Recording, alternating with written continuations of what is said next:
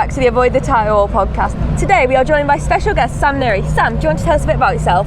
I'm pretty standard bloke.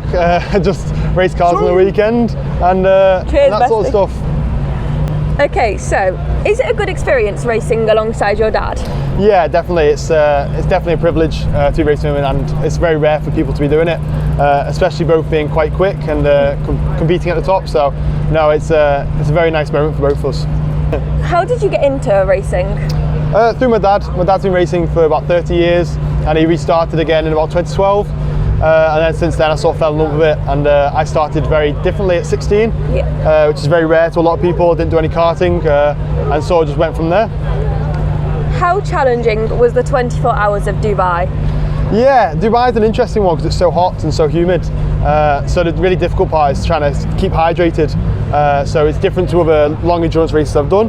But no, it was a brilliant experience and I loved it. Do you have a standard setup for the tracks individually, or like overall the same? So you have a setup before you go to a track, but there's no setup that exactly matches every track. So you sort of adapt it to different circuits. Like Alton's very bumpy, so you're constantly adjusting it for the bumps, and then when you get to Silverstone it's very flat. So you're trying to sort of get more aero at Silverstone and trying to adjust for the bumps at Alton. So it's definitely different at every track. Yeah, because Silverstone's an ex-airfield, isn't it? Exactly. Is there a difference between last year's car and this year's car? Not exactly. We had a crash at Spa, which we did a new chassis. So we ended the season. We've got the same car now as we did when we ended the season. What involvement do Mercedes AMG have in the team or the car development? We constantly have a Mercedes engineer with us, so he's sort of just making sure the car runs okay in diagnostics. But apart from that, it's sort of just mainly family run, how we run it.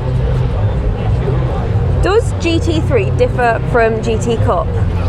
No, the car's the exact same. We run the exact same BOP, which is balance of performance. It's what every car runs to. We all run the same sort of BOP in GT Cup and British GT. So no, the car's very similar. What does your team or crew consist of? Mainly men. So I think there's 12 crew we have. So they're from working on tyres to working on the engineering to mechanicking. So we've got a lot of men with a lot of skills, and it's what you need to run these cars. Do you have any involvement in the mechanical side of things? Yeah. So my job is to set up the car mostly. So I'm constantly telling them what sort of areas to change, whether it be toe, camber, caster, rear wing. So I sort of tell them what to do, and then they go and do it, and we try it out, and that's sort of my job in the team. Have you ever had any nasty accidents? No, not yet. But fingers crossed I don't ever have one. But I won't say any nasty ones. I've had a few oopsies, as we call them, but that's about it. Yeah, we hope you don't. Why do you think that GT is so open to spectators, but F1 is super closed off? I'm not really sure on the reason. I think GT is, as you can see, it is very open for spectators, which is brilliant, and it's great having fans here. Obviously a few years out with COVID, but now it's great to see everyone back. I think F1's just another level, and I think the security is the reason why they don't open it up as much. But it is nice seeing a lot of fans here. How has racing affected your life? Oh, massively. It's all I think about, and it's all I do. So I'm constantly training all the time, and that sort of stuff. So it has definitely affected my life massively. How do you become a driver coach? It's difficult. You need contacts. So when you're at race meets and you do well, people want to then be coached by you. It's mostly how it works, but it's very different because people work differently. So it's about trying to work out the sort of person you're with and how they learn better. And that's the difficult part of driver coaching. No person is the same. So it is difficult to become a driver coach, but it's not impossible. Do you have a day job, or is racing and coaching full time? No, funnily enough, I also work in our company, so 5 days a week I'm building trucks and painting trucks, just until racing gets bigger. That's what I do 5 days a week. Where do you want to be in 5 years?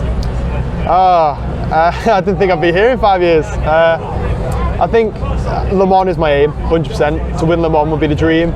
But any big endurance race, sort of Spa, 24-hour, Nurburgring, and become a factory driver is ultimately the dream. And hopefully with Mercedes, that'd be incredible.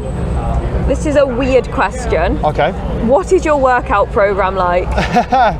So as a driver, you need to be light but also strong. So it's not common. It's not like many workout programs. So it's a lot of cardio, but then a lot of upper body and leg work. But a lot of it is sort of low weight, high reps to try and endurance your body instead of being very bulky.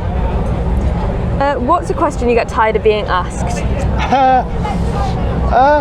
None of them actually. I don't mind any question because they're all a little bit different.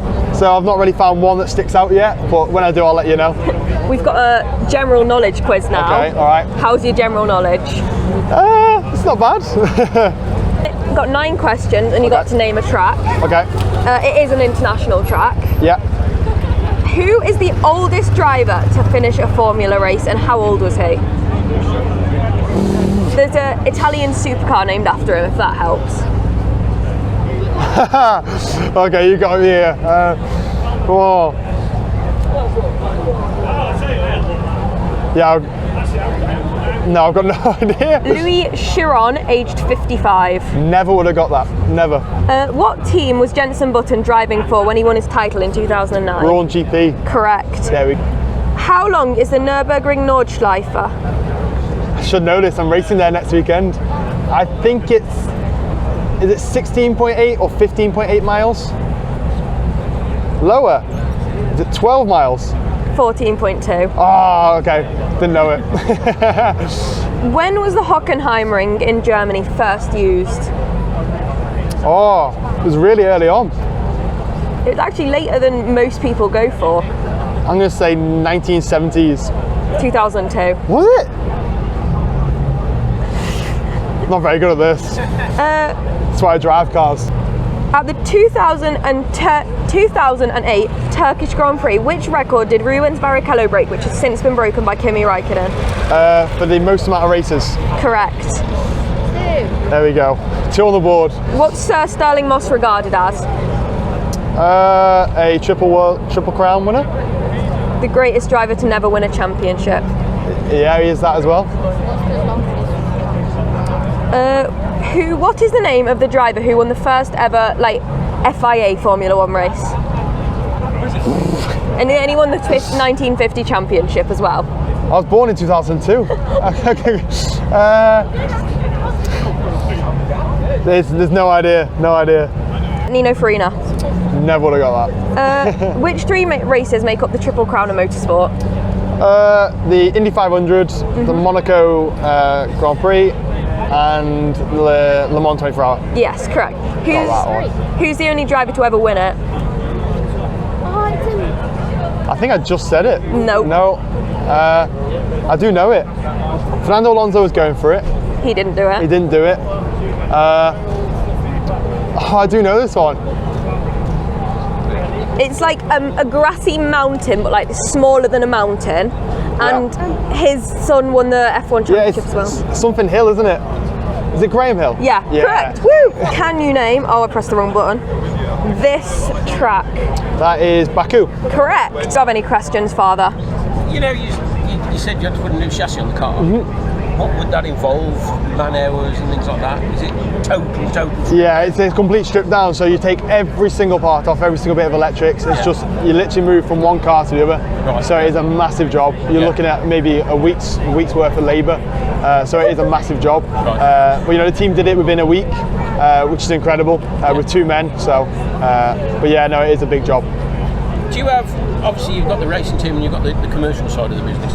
Are they run both separately? Yes, both separately. So one is run actually out of our garage, and one's run out of our big factory in St Helens. All right, okay, got you. That's it, I think. Thank you for watching this week's episode of the Avoid the Tyrewall podcast, and thank you for Sam for agreeing to do this interview. Make sure to like, comment, and subscribe.